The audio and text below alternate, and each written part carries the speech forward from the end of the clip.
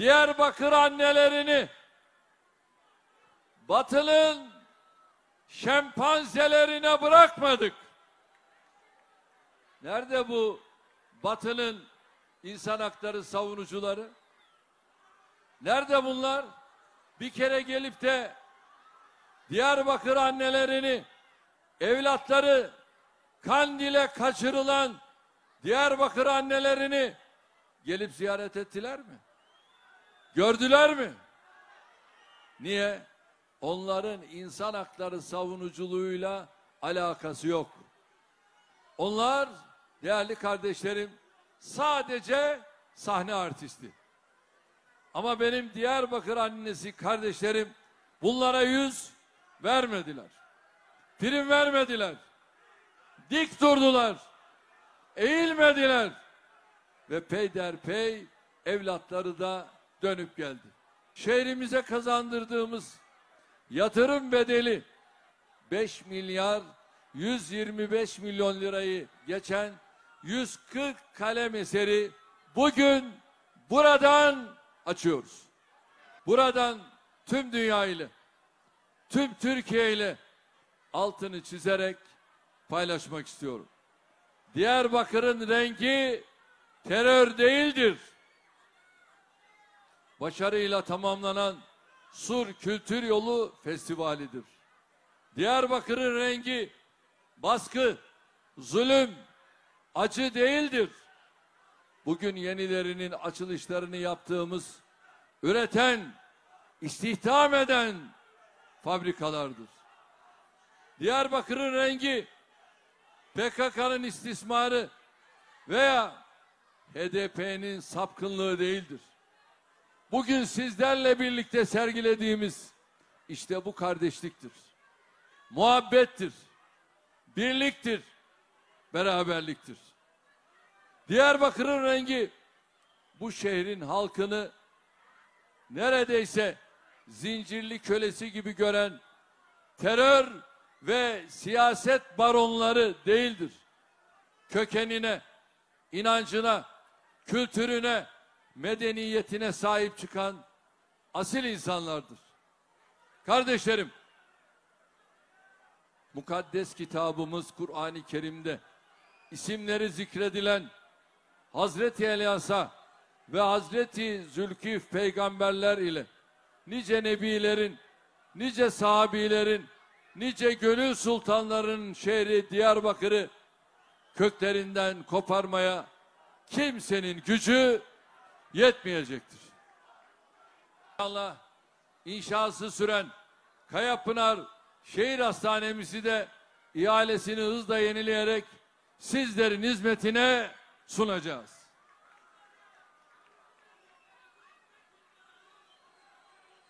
Sporda ülkemizin en modern statlarından birini Diyarbakır'a kazandırdık. Şehircilikte inşa ettiğimiz 20 binin üzerinde toplu konutla pek çok ilçemizi, mahallemizi adeta yeni baştan inşa ettik. Şimdi son kampanyamızda Diyarbakır'a 5570 konut, 450 sanayi sitesi ve 30.000 konutluk arsa daha kazandıracağız. Kura neticesinde arsaları kim kazanırsa onlar alacak. Eski stadın yerine millet bahçesi yapıyoruz. Kentsel dönüşüm çalışmalarına hızla devam ediyoruz. Ulaştırmada 44 kilometrelik bölünmüş yol uzunluğunu 456 kilometreye çıkardık. Bugünkü açılışımızda çevre yolunu da hizmete alıyoruz. Havalimanımızı yaptığımız terminal binasıyla modern bir çehreye kavuşturduk. Yeni uçuş hatlarıyla havalimanımızı daha da güçlendirmenin hazırlığını yapıyoruz. Bugüne kadar yaptığımız barajlara, içme suyu tesislerine ilave olarak GAP'ın en önemli projesi Silvan Barajı, tünelleri ve sulamalarını da Diyarbakır'a kazandırıyoruz. Silvan Barajı yakında su tutmaya başlıyor. Babakaya Tüneli'nin inşası sürüyor. Silvan Tüneli'nde ihale yenilemesi sebebiyle yavaşlayan çalışmalar birkaç hafta içinde tam gaz yeniden başlıyor. Diyarbakır topraklarının verimine verim katacak bu projeyi size söz verdiğimiz şekilde süratle bitireceğiz.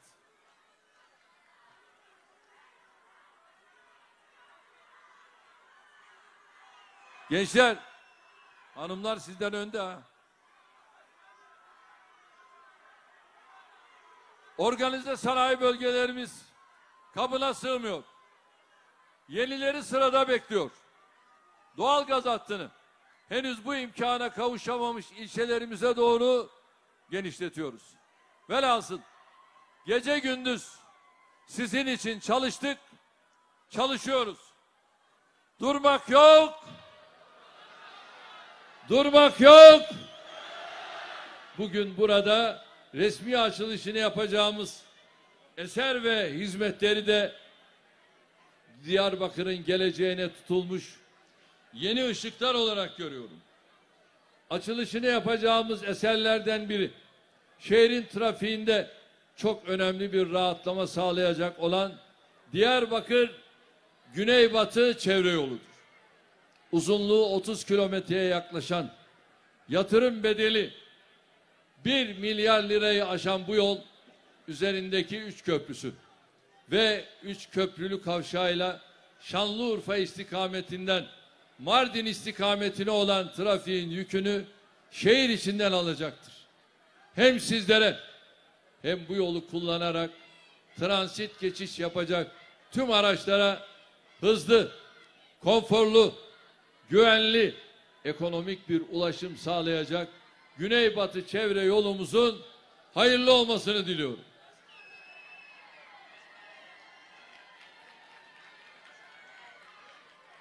Aman dikkat, aman dikkat, dikkatli alalım. TOKİ çalışmalarında bir yandan 500 bin konutu, 1 milyon arsayı, 50 bin iş yerini kapsayan yeni kampanyamızı başlatırken diğer yandan da mevcut projeleri hızla tamamlıyoruz. Bugün burada Yenişehir'de 550 konutluk, 277 konut ve 635 konutluk 3 ayrı etabın, Sur'da 78 konut ve 3 iş yeriyle daha önce tamamlanan parsellerin çevre düzenlemelerinin, ayrıca Bağlar Millet Bahçesi'nin açılışını yapıyoruz. Diğer kurumlarımız tarafından Sur bölgesinde yapılan çok sayıda düzenleme çalışmasının da resmi açılışını buradan gerçekleştiriyoruz. Kardeşlerim, Tarım, Sağlık, Milli Eğitim Bakanlıklarımız ile valiliğimizin şehrimize kazandırdığı çok sayıda eseri de resmen hizmete açıyoruz. Bu arada belediyelerimizin eserlerine tek tek giremeyeceğim. Onların da yaptıkları, özellikle başta Büyükşehir Belediye'miz olmak üzere terör örgütüne bugüne kadar peşkeş çeken, teröristler tarafından yönlendirilen kişilerden alarak yeniden sizlerin hizmetine verdi. Hamdolsun vekaleten görevlendirdiğimiz başkanların idaresindeki bu belediyelerimizde çok güzel hizmet veriliyor. Şehrimize çok önemli yatırımlar yapılıyor. Mesela Büyükşehir Belediye'miz 1 milyar 717 milyon liralık bir yatırımla şehrimize semt pazarı, meydan düzenlemesi, yol, park, restorasyon, fidanlık, eğitim kurumlarının bakım onarımı gibi hizmetleri kazandırdı. Kayapınar, Yenişehir, Hani, Bismil, Ergani, Lice, Bağlar, Çermik ve Hazro ilçe belediyelerimizde kendi sorumluluk alanlarında pek çok çalışmayı tamamladı. Değerli kardeşlerim, belediyelerimizin tüm bu eser ve hizmetlerinin resmi açılışlarını da bugün buradan yapıyoruz ve yapılan yatırımların şehrimize hayırlı olmasını diliyorum. Diyarbakır yeniden ülkemizin en önemli sanayi ve üretim merkezi olma yolunda hızlı adımlarla ilerliyor. Bugün tekstil organize sanayi bölgemizde açılışını yapacağımız 15 yeni fabrika ve Diyarbakır organize sanayi bölgesinde açılışını yapacağımız 4 yeni fabrika bu hakikate işaret ediyor. Toplamda 1 milyar 200 milyon liranın üzerinde bir yatırımla tamamlanan bu 19 fabrika üretimde, ihracatta ve istihdamda sağlayacağı katkılarla şehrimizin parlayan yıldızına destek olacaktır.